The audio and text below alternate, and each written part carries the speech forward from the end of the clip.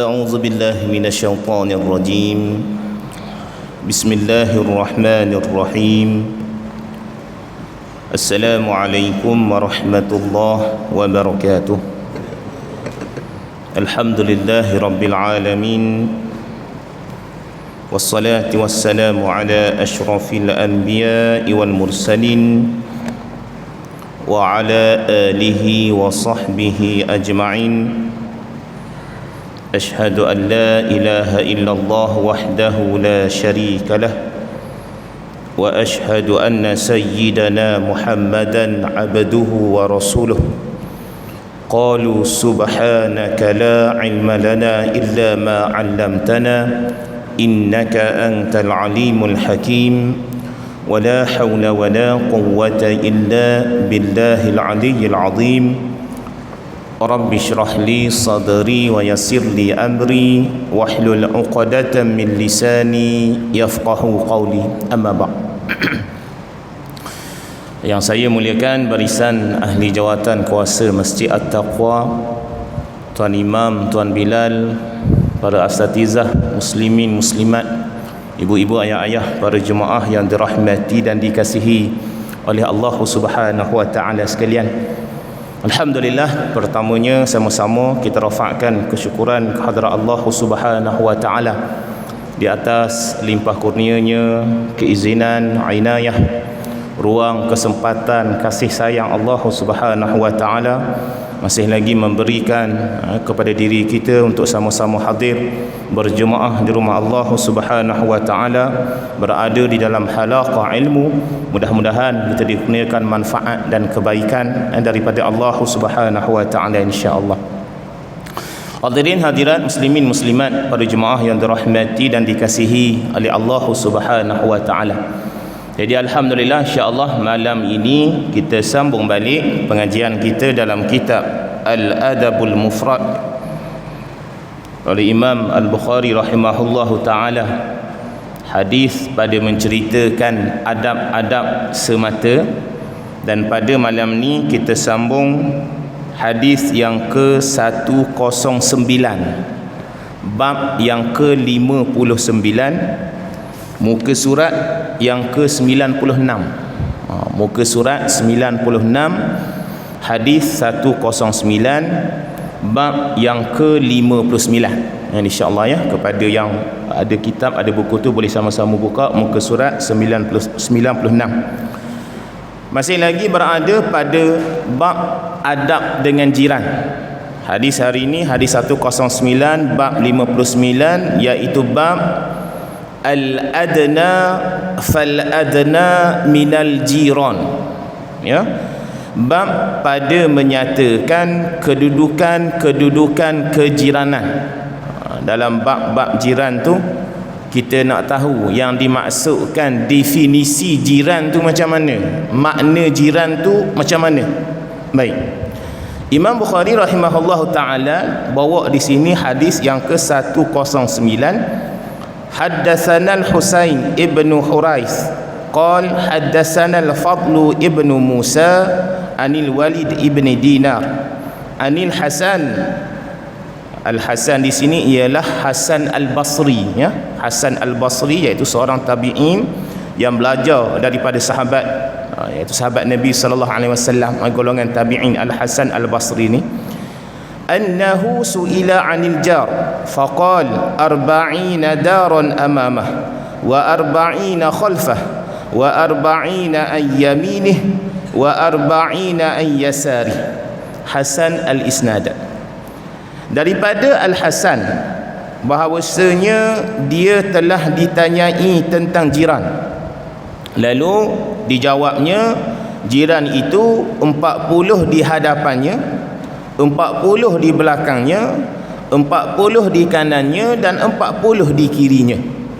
Ini menurut Hasan Al-Basri lah. Dia ambil juga daripada, belajar daripada sahabat, yang ambil juga daripada hadis Nabi sallallahu alaihi wasallam. Baik, bila mana kita rujuk kepada syarahan, tengok balik, rupa-rupanya dalam bab nak cerita tentang definisi jiran ni, makna jiran ni terbahagi kepada beberapa perkara. Bukan kata nak ambil terus kata 40 depan, 40 belakang, 40 kanan, 40 kiri tu jiran. Tu satu cara lah, satu kaedah. Ya, ada kali juga orang kata susah nak kira ustaz. 40 ni ke depan, tak tahu rumah banyak mana ke depan, ya. Jadi ada pun di situ ada pelbagai lagi pandangan. Antaranya kalau kita rujuk daripada Sayyidina Ali bin Abi Talib radhiyallahu an. Ali bin Abi Talib dia kata macam mana nak kenal jiran ni, antaranya barang siapa yang mendengar panggilan. Maksudnya kalau kita panggil orang tu dengar, ya. Barang siapa yang mendengar panggilan bererti ia adalah tetangga, ia adalah jiran. Jadi kalau mengikut pandangan Sayyidina Ali ni, dia kata taklah sampai 40 buah rumah, tapi dia kata cukuplah sekadar bila mana kita panggil kawan kita dengar. Panggil sekuat mana, kita pun panggil nama Ahmad, kalau jiran mungkin 2-3 belah rumah kita tu, dia dengar panggilan kita, dia sahut, mana orang tu jiran. Ya, itu satu pandangan. Begitu juga ada juga yang menyatakan yang nak didefinisikan sebagai jiran tu tengok dari sudut ibadah, tengok dari sudut solat. Barang siapa yang dapat mengerjakan solat subuh berjemaah di masjid, maka dialah bererti tetangga jiran. Jadi penting mari masjid lah. Kalau duduk sebelah rumah kita, kalau tak mari masjid, kalau ikut pandangan ni, dia kata tu bukan jiran, kan? Jadi maksudnya kalau tengoklah pagi-pagi kita subuh, dia letak sini solat subuh di masjid, mari pagi-pagi tengok ni haji ni tuan ni kita kenal seorang-seorang, maka dia juga dikategorikan sebagai jiran. Maksudnya ada hak untuk kita buat baik kepada dia. Dalam arti konteks kita jaga disebabkan dia sentiasa datang ke masjid. Jadi ada kebaikan jugalah, ya. Orang mari solat berjemaah di masjid, terutamanya pada waktu subuh, boleh dikategorikan kesemua tu adalah jiran-jiran kita, sahabat-sahabat dekat kita yang mempunyai keutamaan dari sudut untuk kita buat baik kepada mereka. Dan disebutkan juga daripada Aisyah radhiyallahu anha. Aisyah dia ikut kata daripada sama seperti mana yang Hasan Al-Basri kata tadi. Batasan tetangga adalah 40 rumah daripada setiap sisi. Namun walaupun daripada keseluruhan pandangan-pandangan tadi tu, diletakkan di sini secara kesimpulannya, secara orang kata apa, nak faham tentang jiran ini adalah mengikut uruf setempat, untuk mengikut keadaan setempat. Bagaimana keadaan tempat kita nak definisikan jiran. Ataupun senang kalau kita kata jiran ni adalah orang yang terdekat dengan rumah kita. Jadi mengikut uruf masing-masing, mengikut keadaan setempat masing-masing. Jadi tak ada apa benda ni makna yang secara khusus yang nak dipanggil sebagai definisi jiran tadi. Adapun daripada sahabat dan juga para ulama tadi adalah sebagai panduan untuk kita, kan? Jadi maknanya ada panduan kata 40 buah rumah, ada panduan kata bila kita panggil dengar, ada panduan kata mari solat subuh berjemaah, itulah jiran yang perlu kita bagi keutamaan. Wallahu a'lam, ya. Baik. Hadis yang ke-110. Haddatsana Bishr ibnu Muhammad qala akhbarana Abdullah qala akhbarana Ikrimah ibnu Ammar qala haddatsana Alqamah ibnu Bajalah ibni Zaid qala sami'tu Aba Hurairah qala wala yabda'u bijarihi al-aqsa qabla al-adna walakin yabda'u bil adna qabla al-aqsa. Dhaif al-isnad. Ni sanadnya dhaif. Pernah kita bincang dah sebelum ni kenapa Imam Bukhari bawa dalam kitab Adabul Mufrad antaranya sanad-sanad yang dhaif, antaranya adalah untuk sebagai amalan perbuatan kita, ya, sebagai apa benda ni panduan kepada kita, bukan untuk berhujah. Berbeza dalam Sahih Bukhari. Dalam kitab Sahih Bukhari, hadis-hadis yang dimasukkan hanyalah hadis-hadis yang sahih. Adapun dalam kitab Adabul Mufrad ni, Imam Bukhari dia bawa ke semua hadis-hadis yang berkaitan tentang adab untuk dimasukkan di sini sebagai panduan. Daripada Abu Hurairah radhiyallahu an, dia telah berkata, jangan memulai dengan jiran yang paling jauh sebelum jiran yang paling dekat, akan tetapi mulailah dengan yang paling dekat sebelum yang paling jauh. Jadi nak faham di sini perlu diberi keutamaan jiran-jiran yang duduk dekat dengan rumah kita. Macam Haji ada tanya pada minggu lepas, pada kuliah yang lepas, kita bincang juga hadis sebelum ni, jiran yang paling dekat tu pintu rumah kita tu paling dekat dengan pintu rumah dia. Jadi Haji kata kalau kita duduk rumah teres ni dekat-dekat sama je pintu, ya. Jadi di situ juga letak keutamaan. Boleh juga tengok dari sudut keutamaan. Katakan jiran belah kanan kita ni duduk dekat dengan belah kiri pun sama duduk dekat, tapi yang belah kanan ni dari sudut kita nak bagi bantuan, tengok yang belah kanan ni ada 6 orang anak, 7 orang anak. Yang sebelah kiri ni tengok belum lagi dikurniakan zuriat. Jadi dalam bab nak beri bantuan, nak beri pertolongan tu lebih diberi keutamaan yang belah kanan. Jadi tengok pula dari sudut keutamaan yang lain, keperluan yang lain. Begitu juga dari sudut hak. Kita bincang dulu. Dalam bab jiran ada 3 hak kan. Yang pertama, hak orang yang mempunyai saudara dengan kita dan juga mempunyai sama Islam, sama agama dengan kita, ya. Dan juga yang ketiga, bila mana ada juga jiran yang bukan Islam. Jadi 3 ni kena tengok keutamaan. Kalau dia saudara kita, dia Islam, dia lebih utama. Yang kedua, dia Islam bukan saudara, dia duduk tempat nombor 2. Yang ketiga, dia bukan Islam dan dia juga bukan saudara kita, tetap juga ada hak untuk kita bagi kebaikan kepada dia, buat baik kepada dia. Sebab ni anjuran daripada Nabi SAW untuk sentiasa buat baik kepada jiran tetangga kita walaupun dia tu bukan Islam. Ada keutamaan tertentu yang perlu kita beri prioriti, ya. Jadi tak boleh sewenang-wenangnya, tengok dulu, fikir dulu mana lebih utama, barulah kita bagi bantuan. Kalau kita rasa kita mampu nak bagi semua, alhamdulillah, dipersilakan. Baik. Bab yang ke-60, hadis yang ke-111, bab man aghlaqal bab 'alal jar. Allahu akbar. Sampai tahap ni pun Nabi ajar kepada kita, bab pada menyatakan sesiapa yang menutup pintu terhadap jiran, kan? Jiran nak minta tolong, nak minta bantuan sungguh-sungguh, dia tutup pintu. Maksud tutup pintu ni kedekut lah, tak bagi bantuan. Sampai tahap ni pun Islam ni ajar kepada kita begitu beradabnya orang Islam ni, ya. Sampai tahap kalaulah seseorang tu tutup pintu, tak bagi bantuan bila orang minta, maka itu juga diberi ancaman. Ada hadis daripada Nabi SAW. Hadis yang ke-111, حدثنا مالك ابن إسماعيل قال حدثنا عبد السلام عن ليس النافع عن ابن عمر. Ibni Umar ni adalah anak kepada Sayyidina Umar Al-Khattab. قال لقد أتى علينا زمان أو قال حين وما أحد أحق بديناره ودرهمه ومن أخيه المسلم ثم الآن الدينار والدرهم أحب إلى أحدنا من أخيه المسلم. سمعت النبي صلى الله عليه وسلم يقول كم من جار متعلق بجاره يوم القيامة يقول يا رب هذا أغلق بابه دوني فمنع معروفه.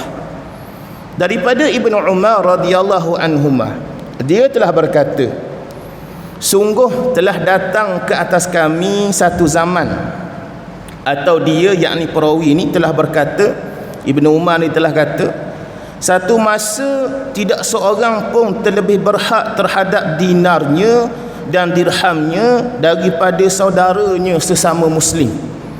Ibnu Umar ni kata, pada zaman tu, zaman dulu ni, zaman Nabi SAW ada, diceritakan juga antaranya hadis ni menceritakan waktu hijrahnya, ya, orang Mekah ke Madinah, Muhajirin dan Ansar.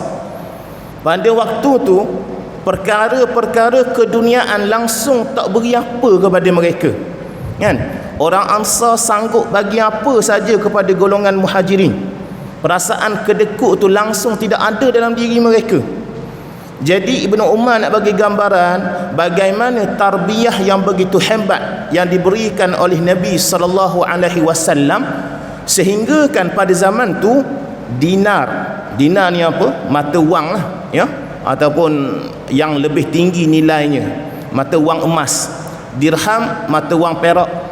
Dan ada satu lagi dinamakan fulus. Fulus tu mata wang dalam bentuk kertas.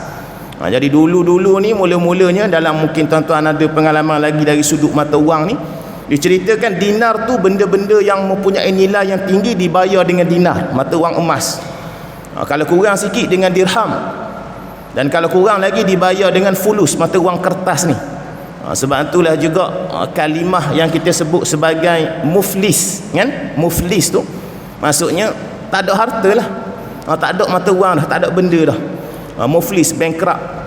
Jadi nak digambarkan, Ibn Umar kata ni, daripada nilai-nilaian yang tinggi dengan emas, dengan perak, dengan nilai yang ringgit-ringgit, wang-wang dan sebagainya tu, langsung tidak beri apa-apa kepentingan berbanding dengan silaturahim, bantuan di antara muhajirin dan ansar pada waktu tu. Maknanya begitu hebat pertolongan di antara mereka, begitu hebat apa saja mereka bagi semata-mata di atas agama Allah Subhanahu wa taala. Summal ad, Ibn Umar sambung lagi, kemudian sekarang, mungkinlah sekarang tu yang dimaksudkan pada zaman Ibn Umar tu, waktu tu Nabi SAW dah wafat. Jadi dia nak gambarkan dulunya kita semua ni bagus, tarbiyah Rasulullah, kita bagi apa saja, tak kira dah harta dunia. Tapi al-an, sekarang ni, ad-dinar wad-dirham ahabbu ila ahadina min akhihil muslim. Kemudian sekarang ni dinar dan dirham yang dulu tak ada nilai berbanding dengan silaturahim antara manusia ni, lebih dicintai kepada salah seorang di antara kita daripada saudaranya sesama muslim. Memang hakikat begitu pun, ya. Kalau kita tengok akhir-akhir zaman ni sangat-sangat dahsyat, ya, sanggup melakukan kezaliman, sanggup melakukan fitnah, sanggup melakukan apa saja walaupun sahabat sendiri, kawan sendiri, semata-mata nak merangkul, ya, kenikmatan dunia yang bersifat sementara. Rupanya Ibn Umar cerita dah dulu, ya, sampai satu tahap sekarang ni dinar dan dirham tu lebih dicintai daripada salah seorang di antara kita, daripada saudaranya sesama muslim. Sami'tu Nabi sallallahu alaihi wasallam. Lalu disambung lagi, dia kata aku pernah dengar Nabi sallallahu alaihi wasallam bersabda, berapa ramai jiran yang bergantung. Maksud bergantung di sini, di hari kiamat nanti dia pergi cari.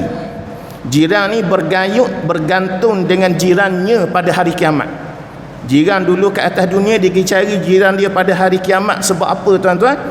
Dan dia berkata, dia menjadi saksi, dia bersaksi kepada Allah, dia kata, wahai Tuhanku, jiran aku ni, orang ini dahulunya ke atas dunia telah menutup pintu rumahnya terhadap aku, dan dia ni sebenarnya telah menghalangi kebaikannya terhadap diriku.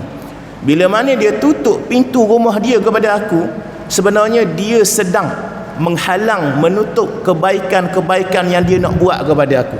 Jadi rugilah orang tu, ya, jiran tu yang dulu ke atas dunia, bila mana nak minta bantuan dia tutup pintu, dia tak nak bagi bantuan, dia kedekut, dia buat tak tahu, kan, jaga diri masing-masing, tak nak ambil tahu hal orang. Maka ini merupakan ancaman daripada Nabi sallallahu alaihi wasallam. Muslimin muslimat, para jemaah yang dirahmati dan dikasihi oleh Allah Subhanahu wa taala, antara pengajaran penting daripada hadis ni, yang pertama nak menceritakan tentang ikatan Islam, ikatan persaudaraan Islam tu. Sebab itulah juga sekarang ni keadaan dahsyat di Gaza, di Palestin, kan, biarlah walaupun seminimun macam mana pun ada sekelumit dalam hati kita yang kita merasakan mereka tu adalah saudara kita, kan. Dibom, dibuat macam-macam tu, kalau kita tak rasa apa, maka kita sebenarnya belum lagi mempunyai kesempurnaan keimanan. Biarlah ada rasa diri kita yang dibuat kezaliman, kejahatan itu adalah saudara-saudara kita. Sebab Nabi ajar dah dulu ni, ikatan Islam, ikatan persaudaraan.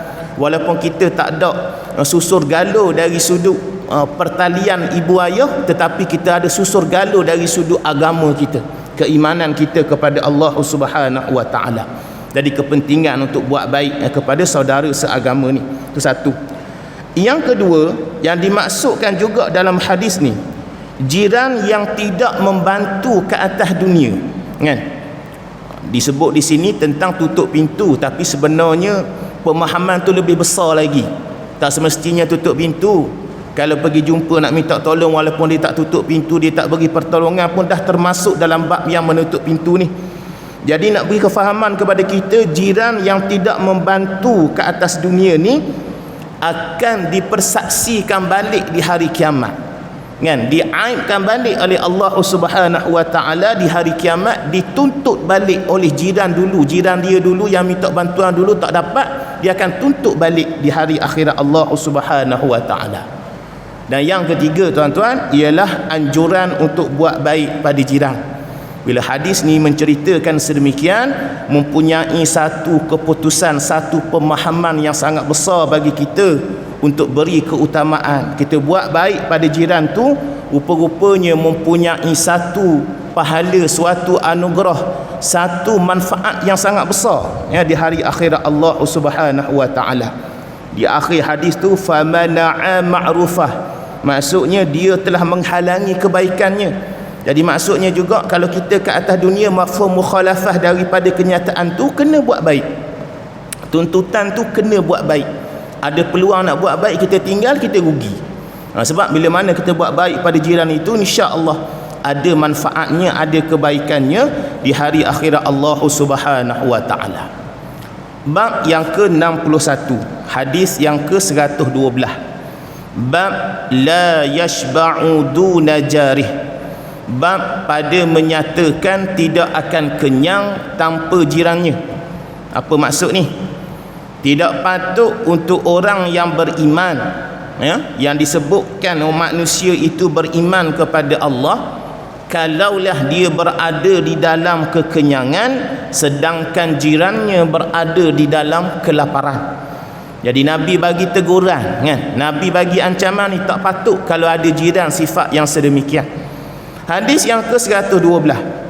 Haddatsana Muhammad ibn Katsir qala akhbarana Sufyan an Abdul Malik ibni Abi Bashir an Abdullah ibni Musawir qala sami'tu ibnu Abbas yukhbiru ibn Zubair yaqul sami'tu Nabiyya sallallahu alaihi wasallam yaqul laisal mu'minu alladhi yashba'u wa jaruhu ja'ih.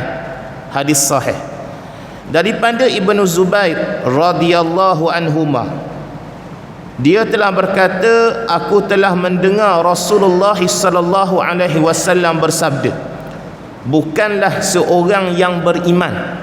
Maksud bukanlah seorang yang beriman ni bukannya dia keluar daripada keimanan, tetapi yang nak dimaksudkan di sini tidak sempurna iman seseorang tu. Maknanya iman dia masih belum sempurna bila mana orang yang dia kekenyangan sedangkan jirannya kelaparan.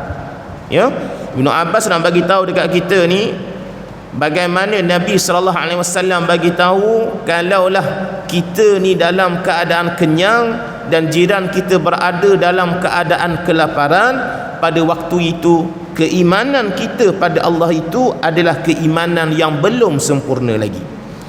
Jadi apa yang kita nak faham daripada hadis ini? Yang pertamanya, darjat keimanan manusia itu berbeza-beza, kan? Walaupun kita kata kita beriman kepada Allah, yang kita faham juga dari sudut tafsiran ulama, maksud iman tu ada 3 benda. Kena benar dengan hati, tasdiq biqalbi, kan? Benar dengan hati kita, dan juga kena ucap dengan lisan kita, dan juga yang ketiga kena amal bil jawarih, dengan perbuatan-perbuatan kita. Jadi 3 perkara ni barulah menunjukkan kesempurnaan iman, kan? Kalaulah kata tasdik dengan qalbi saja, tasdik dengan hati saja, belum lagi laksanakan dengan amal, dengan perbuatan, belum sempurna iman. Sebab itulah nak tengok keimanan tu mesti ada amalan, mesti ada perbuatan. Jadi antara perbuatan di sini nak menunjukkan kesempurnaan iman, disebutkan oleh Nabi sallallahu alaihi wasallam, hendaklah bantu jiran, tolong jiran, perhatikan jiran-jiran kita tu. Insya-Allah mudah-mudahan kawasan kita ni tak ada lah kot yang berada dalam kelaparan. Tapi ini nasihat. mungkin berlaku kat kawasan mana sekalipun, kalau kita dalam keadaan kekenyangan, ada jiran yang berada dalam keadaan kelaparan, perlu bantu mereka. Kerana ini juga tuntutan, anjuran daripada Nabi SAW. Dan yang kedua juga kefahaman nak menunjukkan bahawasanya dosa yang dibuat itu, perbuatan yang dibuat bila mana meninggalkan jiran dalam keadaan kekenyangan itu termasuk dalam dosa. Apa maksud termasuk dalam dosa itu? Sebab bila mana dia tahu tetapi dia tak buat. Kalau dia tak tahu tu, dia kena cubalah usaha sebaik mungkin, tapi dia tahu dia tinggalkan, dia biar je jiran dalam keadaan kelaparan. Pada waktu itu dia telah melakukan dosa kepada Allah Subhanahu wa taala. Dan orang yang kedekut kepada jiran ni pastinya termasuk dalam bab orang yang berdosa kepada Allah Subhanahu wa taala. Jadi tindakan kepada kita juga hendaklah kena ambil tahu siapa jiran sebelah rumah kita, kenal ahli keluarga dia, tahu diri dia macam mana, bagaimana keadaan dia, mungkin di dalam kesusahan dan sebagainya, bantu setakat mana yang kita mampu. Inilah yang dianjurkan oleh Nabi sallallahu alaihi wasallam. Bab yang ke-62, hadis yang ke-113 dan 114. InsyaAllah kita baca sekali dua hadis ni kerana memberi makna yang lebih kurang sama. Bab yuksiru ma'al maraq sayaqsimu fil jiran. Bab pada menyatakan membanyakkan kuah lalu diberikan kepada para jiran. Nampak benda ni dulu punya telah cerita dah. Kita kadang-kadang bulan Ramadan masak makanan bagi jiran-jiran. Rupanya Nabi ajar kepada kita dulu ni, tu bukan adat. Tapi rupa-rupanya mempunyai satu pahala yang besar. Haddatsana Bishr ibn Muhammad qala akhbarana Abdullah qala akhbarana Syu'bah an Abi Imran al-Jawni an Abdullah ibn Samit an Abi Zar. Abi Zar di sini ialah Abu Zar al-Ghifari, sahabat Nabi sallallahu alaihi wasallam. Qala awsani khalili sallallahu alaihi wasallam bi thalath asma'u wa ati' walau li'abdin mujadda'il atraf wa idha sana'ta maraqatan fa'aksir ma'aha thumma anzur ahla baitin min jiranik fa'asibhum minhu bima'ruf wa salli as-salati liwaqtiha fa in wajadta al-imam qad salla faqad ahrazta salatak wa illa fahiya nafilah. Hadis sahih daripada Abu Zar radhiyallahu an, dia telah berkata, telah berpesan kepada aku kekasihku yakni Rasulullah sallallahu alaihi wasallam dengan tiga benda, tiga perkara supaya aku mendengar. Yang pertamanya, aku akan patuh walaupun kepada seorang hamba yang terpotong jarinya. Maksudnya di sini, maksud patuh di sini patuh kepada seorang ketua yang dilantik, dan ketua itu melaksanakan dengan memberikan kebebasan dalam bab syiar Islam. Walaupun dia cacat, tetap kena patuh kepada diri dia selagi mana dia jaga agama Allah. Yang kedua, apabila engkau memasak sup, memasak suatu makanan berkuah, maka banyakkanlah kuahnya. Kemudian engkau perhatikanlah akan ahli keluarga jiranmu, kemudian berikanlah kepada mereka daripadanya dengan baik. Dan yang ketiga, dan engkau dirikanlah solat pada waktunya. Jika engkau mendapati imam telah melaksanakan solat, maka engkau telah menjaga solatmu. Jika belum, maka solat yang engkau kerjakan bersama imam itu terhitung sebagai solat sunnah, solat nafilah. InsyaAllah nanti kita akan tengok syarahan dia. Kita pergi dulu hadis 114, makna lebih kurang ya. Haddatsana Al-Humaydi qala haddatsana Abu Abdus Samad Al-Ami قال حدثنا أبو عمران عن عبد الله بن الصامت عن أبي زار رضي الله عنه قال قال النبي صلى الله عليه وسلم يا أبا زر إذا طبخت مرقة فأكثر ماء المرقة وتعاهد جيرانك أو اقسم في جيرانك. Daripada Abdullah ibn As-Samit, daripada Abu Zar radhiyallahu an, dia telah berkata, telah bersabda Nabi SAW, wahai Abu Zar, apabila engkau membuat suatu masakan, kamu memasak, maka perbanyakkanlah kuahnya, kemudian undanglah jiranmu atau agihkanlah kepada jiranmu. Hadis yang pertama tadi ada 3 benda untuk kita bincang. Hadis yang kedua tu kita faham tentang keutamaan masak makanan, lebihkan kuah, agihkan kepada jiran, berikan kepada jiran. Baik, kita tengok setakat mana yang kita sempat lah, ada dalam 2-3 minit lagi. Baik, hadis yang pertama ni Nabi SAW nak menceritakan daripada Abu Zar, qala awsani khalili. Nabi SAW bersabda, diletakkan di sini gelaran kepada Nabi Khalili. Khalil ni apa benda ni, gelaran kepada Nabi hanya untuk 2 orang Nabi je, iaitu Nabi Muhammad sallallahu alaihi wasallam dan juga Nabi Ibrahim alaihi salam. Maksudnya kekasih yang lebih kekasih lagi, ya. Jadi diletakkan di sini Khalili, iaitu merujuk kepada Nabi sallallahu alaihi wasallam. Jadi Nabi sallallahu alaihi wasallam di sini menyatakan tentang 3 perkara. Yang pertama, asma'u wa ati', hendaklah aku akan patuh kepada seseorang hamba yang terpotong jarinya. Bila mana seseorang dilantik menjadi ketua, dilantik menjadi pemimpin, walaupun dia cacat, ya, cacat tu bukan merupakan suatu masalah selagi mana dia menyebabkan, membiarkan syiar Islam tu berterusan, maka hendaklah kita taat kepadanya.